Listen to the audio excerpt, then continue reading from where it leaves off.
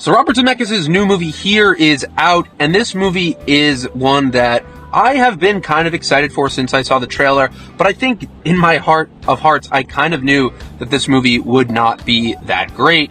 It really is this trite, really hammy, really over-sentimental, and not an original film.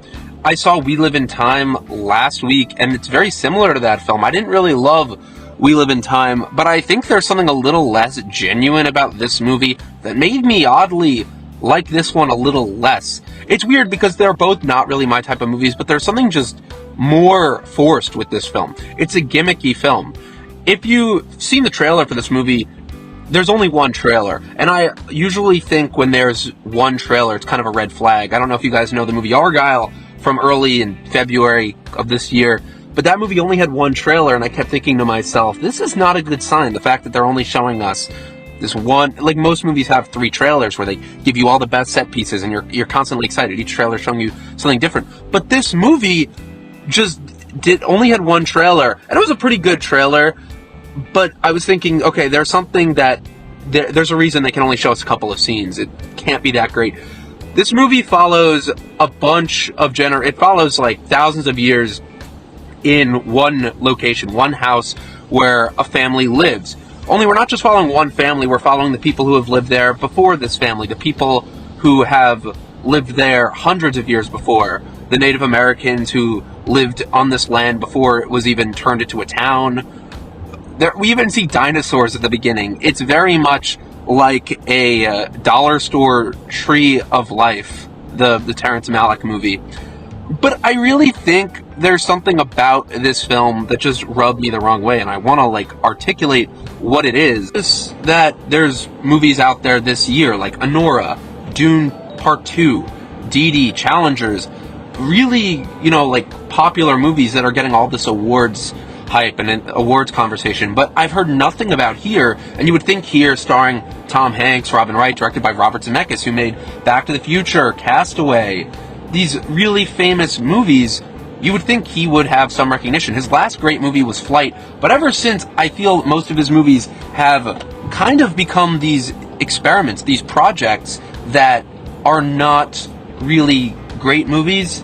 Like, Flight was his last great film. It had a great story. He didn't write the script. And also, that was Zemeckis' last film that didn't rely on any visual trickery. There's one really cool sequence in the plane, which was early on, but unlike his movies like The Walk or Welcome to Marwen, or this movie, which is pretty much using a lot of visual effects to de-age the characters, to tell a story over the course of all these timelines, Flight was just a real movie. It had a real story. His recent works have not been able to kind of capture that same magic.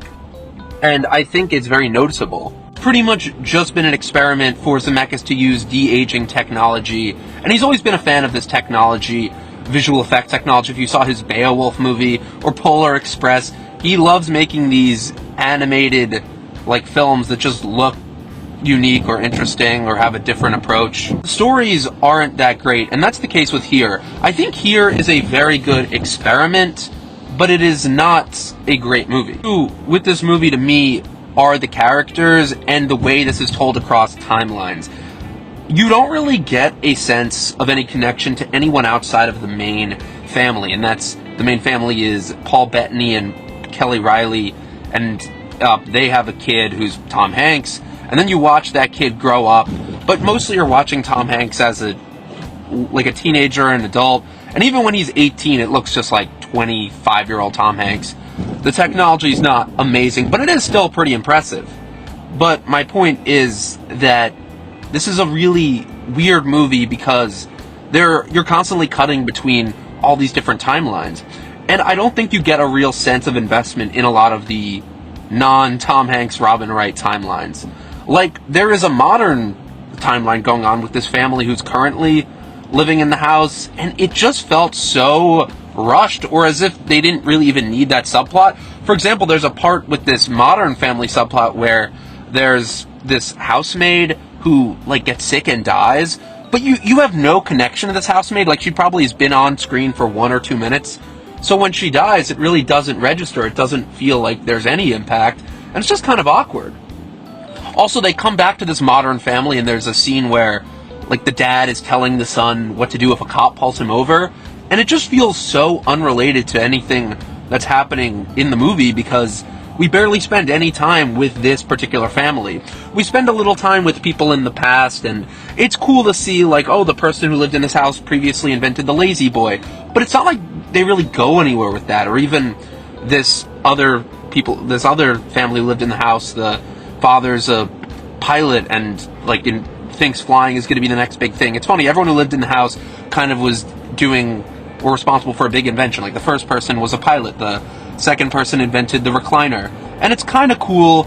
It feels like Forrest Gump in a way where you're watching history and you're watching people making history. And it's pretty cool, but it's just not enough. Even Forrest Gump, which was, everyone says, very sentimental and overly emotional, people still say to this day that Shawshank Redemption or Pulp Fiction should have won the Best Picture Oscar over Forrest Gump. But I think Forrest Gump worked because at least Forrest Gump was rooted through one person. And the story it was based on had him interacting with various historical events, and it was all told through his perspective. But the way this jumps back and forth through multiple perspectives, it just is a little jarring and isn't really that great. Like, yeah, it's a great experiment. It's cool to see how they do the different timelines, and it doesn't get boring. I will say they do a good job with the editing and with the effects at keeping you kind of involved in this house, and it's never too boring to look at. Like, how they transition between time periods is interesting because it's so non-linear. One moment you're in the 1970s and the next you're, like, in the 1700s. I thought this movie would just, like, go in chronological order, but I do like the order it goes in. It's just missing this factor where you actually have an arc with these characters. The only arc that you have is the Tom Hanks and Robin Wright arc, and I just think that by itself isn't enough. It really needed you to be able to care about these other arcs, or else why have them? And I just think all that other stuff, all those other arcs don't hit as hard. And another thing is, because we're fixated in this one, like, camera position, and then it just feels gimmicky and, like, cheesy when, at the very end, I predicted this right from the beginning, I'm gonna spoil it, but at the very end of the movie, they, like, move the camera, and it kind of, like, rotates around, and you're like, oh, the camera finally moved, but, like, so what? It's just a, like, little experiment of a movie. It's not that impressive. I do like the ideas here, but it definitely could have done more. Like I'm saying, if you just gave these other characters arcs, it would have been so much better, in my opinion. And that's really how I felt about it. I mean, the pros are, this movie is entertaining, and the performances are really great. I also really like the way it uses, this is based on a graphic novel, and it feels like that because, as I was mentioning, when they're switching time periods, certain parts of the frame will become little squares, and those squares will fade out and become other images from other pieces of history. And the way this movie is edited and transitions between its timelines is cool. Like I said, it has a really cool visual presentation. Just the story beneath that is kind of empty, and it just needed more. So I really do wish Robert Zemeckis would make a great, visual cinematic journey. All his films are like these cinematic journeys now, but the stories themselves just need to be something epic.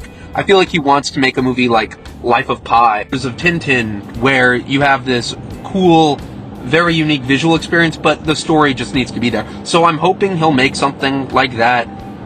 I really just got the vibes right away that this is going to be very awards bait, but it's not going to be great, and that's what it is. You can just tell from watching the trailer even, but really watching this movie I could tell it's a little less inauthentic than a movie like Anora or Dee Dee. Those were movies I really liked that are real journeys through people's lives, and they just feel more authentic. So for those reasons, I really liked those movies more. And this was a cool experiment, but just not that memorable beyond that. So let me know what you guys think of here. I thought it was alright. Thank you guys so much for watching. See you on the next one.